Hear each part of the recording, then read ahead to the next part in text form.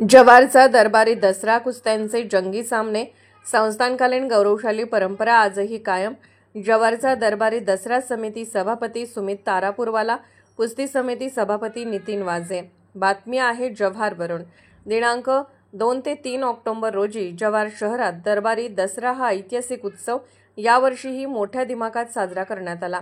संस्थान काळापासून सुरू असलेली ही गौरवशाली परंपरा आजही संपूर्ण भारत देशात प्रसिद्ध असून यावर्षीचा दसरा उत्सव जव्हार नगर परिषद व उत्सव समितीच्या संयुक्त विद्यमाने भव्य थाटात संपन्न झाला. उत्सवाच्या निमित्ताने सीमोल्लंघन मिरवणूक काढण्यात आली. यामध्ये वाईट प्रवृत्तीचे प्रतीक व देवीचे जिवंत नाट्यरूपी चलचित्र सादर करण्यात आले. या सोहळ्याचा समारोप हनुमान पॉइंट येथे शमीपूजन करून झाला. दुष्ट प्रवृत्तीला तिलांजली देत आकाशात रंगीबेरंगी फटाक्यांची आतिषबाजी करण्यात आली, ज्याचा विलक्षण आनंद उपस्थित प्रेक्षकांनी घेतला. या शाही मिरवणुकीत आदिवासी बांधवांनी पारंपरिक वेशभूषेत नृत्य आविष्कार सादर केला. तारपा, ढोल, तुरतुरी आणि गोरी नृत्याच्या तालावर संपूर्ण परिसर दुमदुमला. जव्हारकर नागरिकांचा उत्स्फूर्त सहभाग या परंपरेला नवा ऊर्जा देतो.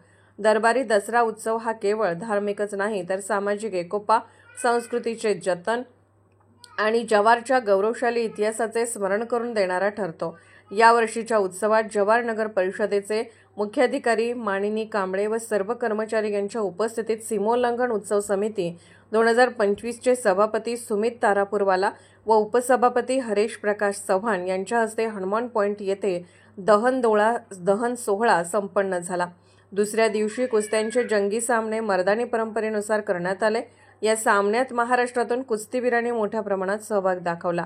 या कार्यक्रमात जव्हार नगर परिषद तसेच 2025 उत्सव समितीचे सभापती नितीन वाजे व उपसभापती विजय रसाळ यांनी प्रमुख उपस्थिती दर्शवली. कुस्ती पैलवानांना त्रास होऊ नये म्हणून सभापती नितीन वाजे यांनी व त्यांच्या सहकाऱ्यांनी नगर परिषद कर्मचाऱ्यांना सोबत घेऊन विशेष परिश्रम घेत कुस्त्यांचं मैदान तयार केलं.